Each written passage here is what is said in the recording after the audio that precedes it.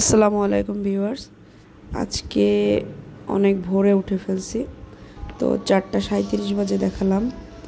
আর এই মুহূর্তে আমি জব সলিউশন বইটা একটু পড়ব।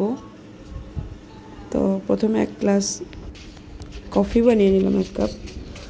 তো সকালটা খুব সুন্দর, 2 ঘন্টার মতো পড়াশোনা করে 6টার পরে 6:30টার দিকে বের হলাম। আর হাঁটতে বের হয়েছে, হাঁটাহাঁটি করব। তো এটা হচ্ছে আমাদের রেল লাইনের পাশ থেকে যে রোডটা গিয়েছে স্ট্রেট, ওই রোডে আমি এখন হাঁটবো।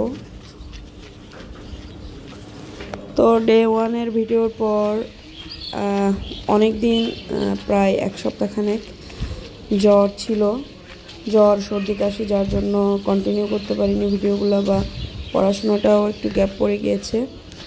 তো ইনশাল্লাহ আবার শুরু করেছি 15ই আগস্ট থেকে। আর সকালবেলা হাঁটতে যখন বের হলাম, তখন রাস্তার 2 পাশ থেকে দেখলাম যে অনেক তুলসী গাছ লাগানো হয়েছে। আর আমার যেহেতু কাশি আছে, তো আমি তুলসী গাছ, একটা মেহেন্দির ডাল, আর হচ্ছে ওই কী বলে ওটা, নীলকণ্ঠ গাছ আছে না, অপরাজিতা, হ্যাঁ ওইটা নিয়ে আসছি।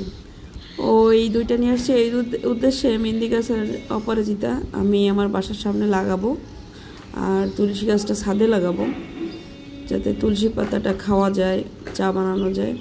তো আজকেও কিছু পাতা আমি ছিঁড়ছি, সাথে নীলকণ্ঠ ফুলও নিয়েছি। তো এগুলো দিয়ে আমি আজকে একটা চায়ের রেসিপি বানাবো, এটা দেখাবো পরে। আর এই যে অপরাজিতা গাছটা আমার বেলকনির পাশে আমি লাগিয়ে দিয়েছি। আর তো গাছগুলো তো উপরে নিয়ে আসলাম। আর এই যে নীলকণ্ঠ ফুল, এগুলো দিয়ে আমি একটা চা বানাবো তুলসী পাতা সহ। আর 2টা আমলকি খাবো এখন। এগুলো একদম অর্গানিক, সকালবেলা এই জিনিসগুলা এখন উপভোগ করব। তো চলুন চাটা বানিয়ে আসি।